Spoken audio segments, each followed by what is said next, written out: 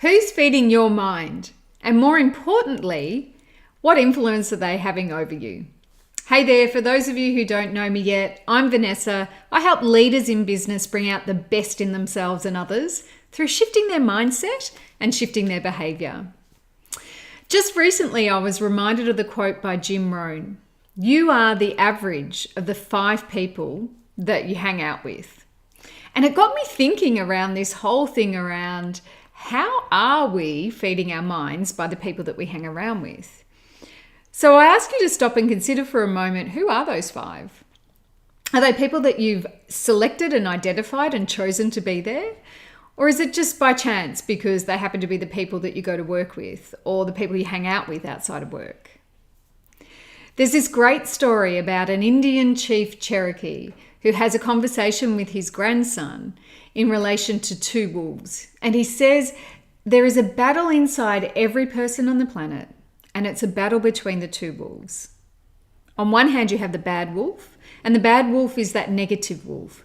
It's the wolf that sees the worst in people and ourselves. It's the jealousy, the negativity, and the judgment. And then on the other hand, you have the good wolf. And the good wolf is the one who sees the best in people, who sees the positivity and love and generosity in the world. And what happens is this battle just goes on internally between all of us. And his grandson sits back and thinks about it for a little while. And he comes back to his grandfather and he says, yes, but who wins the battle? And the grandfather says, it's the wolf that you feed. Great fable, because isn't this true in our world? Isn't it true in our internal chatter? The wolf that we feed tends to win the battle. You think about a time where perhaps you've gone for a promotion or you've had a conversation with someone and it didn't go how you wanted it to go. And so that negative voice, the bad wolf, appears. You shouldn't have done that. You're not good enough. What did you think that you were going to make a difference? All that negativity. And what we want to do is replace that with the good wolf. We want to start looking at, hey, you can do this. You can do better next time. You're worthy of this.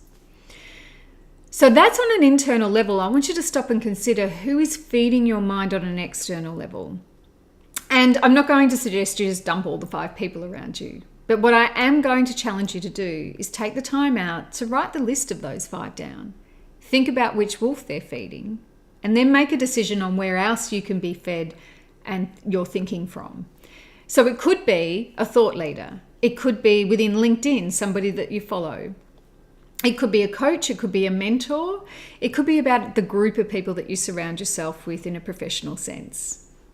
So all the best with that little activity. I'd love to hear how you go, and I trust you're going to have an awesome day. Bye for now.